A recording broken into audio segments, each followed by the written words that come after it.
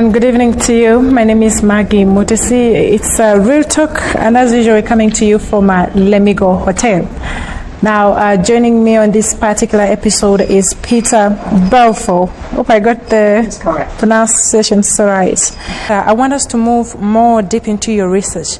I've had several conversations from you in regards to the global order, where you've talked about the world new order. This is something I was reading, and you're talking about how China and India are in the world new order and how Africa comes in the fourth ranking part of the poor class. What do you base this on? Okay, let's first talk about China and India. I published that book, and that's called Beyond the World of Titans and the Remaking of World Order. It was published, I think, about 10 years ago or 11 years ago. At that time, I predicted, even though it's quite true right now, that there is an international order which is changing from the European and the Western to the Asian.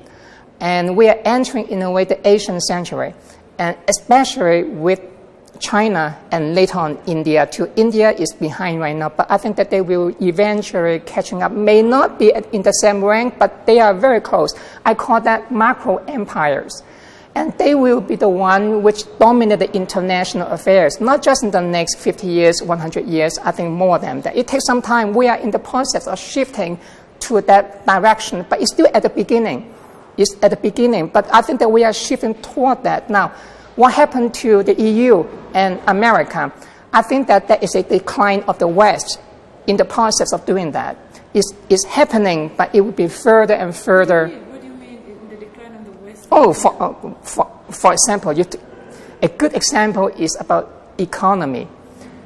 By 2014, China was already the largest economy in the world if measured by GDP PPP, purchasing power parity. The U.S. lost that. And also, right now, the largest trading power on earth is not America anymore, it's China. And the country which has the largest number of trading partners, which count China as the largest trading partner, is China, not America. There's some good examples. Economics is very important. Remember, the Soviet Union lost the Cold War. Part of the reason is because of the economic situation. Partially because they engaged in an arms race with the U.S. and some other problems. Yes. We're going to get back to that. China becoming the global leader, but I want you to enlighten more on this world new order that you envisioned, which puts Africa in the fourth ranking under the poor class. Yeah. Is it the same case? Yes. 10 years ago. Yes. So far, I talked about China, to some extent India. Now we talk about Africa. I think that's a challenge for Africa, because it is one of the reasons, by the way, that I'm here, because I want to find out by coming here and make some observations about what's going on. Africa by far is very poor in terms of economic, political, military, diplomatic, and all. True. Africa in the recent years has actually taken off. Yeah, we're seeing it bringing back things like industrialization. You're seeing it going into ministry. Understand. This is not an absolute measurement. It's a relative measurement, which means that when you compare with other... It was 10 years ago. 10 years now. Do you still insist it's the same thing? Yes, but they are not the same in terms of the measurement. In terms of the relative, We've seen African countries that have come out of the least developed countries. We've seen economies like Kenya taking off. We've seen economies like Nigeria. We've seen... Understand. I'm trying to make a distinction between absolute measurement and relative measurement, but I have not finished. It doesn't mean that you have no improvement. You have improvement. But I'm saying that when you measure yourself with your neighbors, with some other countries which also make some improvement, just like in the Olympic game. You run very fast, you have made some improvement. But if someone else is running faster than you do, you don't get that gold medal. In your research, why is the rest of the world running to Africa to invest? Well, That's because it benefits them to invest. Look at China, for example. China is investing a lot in Africa. It benefits you, it benefits them, it benefits you. Look. I think they're investing because it benefits them, not investing because it's the next rising rather part of the world. Say that again.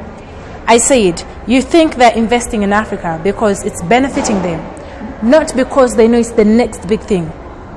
No, investment can be mutual. When a country like China or many other countries, Japan, US, Germany, whatever it is, when they invest into your country, they expect something in return. Absolutely. Okay. And they're not just investing for that something in return. Even though they expect something in return, they also expect a return on investment. So why a return on investment? Why would you invest in an economy that you know in the long run, you know, after getting what you're going to get? I just want you to explain this all. Yes, but maybe there's a misunderstanding over here. Something can invest into your country and benefit you to just it benefit them. But it doesn't mean that in the longer term, you are necessarily much higher in the ranking than they do. As I always said, the measurement is relative. You can get better, but the question is how far you can get better as compared with how fast they can get better. Look, in the last 10 years, the US and Germany and Japan, they also make some progress too in the economy. But the Chinese economy has been growing much faster than they do. And that's why you have this kind of ahead in the comparison. It's not because they are not doing well. The same thing about Africa too. Africa is also doing quite well in some countries, not in all countries. For example, East Africa is a bit better, let's say, than some other countries which are too dependent on oil, on minerals, or some other commodities for export, because they diversify the economy. So yes, there are some variation again. That's why I keep saying Africa is not a homogeneous term. It's a different region, it's a different groups. But in the end, you average all of them. That is the average that you can compare as opposed to other regions. And if you compare like that, that is still a poor region, even though there has some improvement, as you said. There are a lot of improvement here in Rwanda. But you're not comparing just with yourself. You compare with your neighbors, with other people in the global ranking. That's why in the ranking that I have, I don't just look in one country and see what they have done. Of course, it's important, but you compare with the rest, and then your ranking will come out and see how you compare. So that's why I put that ranking. It's not on a subjective criterion, but it's on very objective one based on the indication that we have. All these theories are so unusual. I'll still stick to unusual, but thank you so much for having time to sit down with us. Thank you very much. And that's all we had for you on Real Talk. Keep watching RTV. My name is Maggie Mutesi. Good night.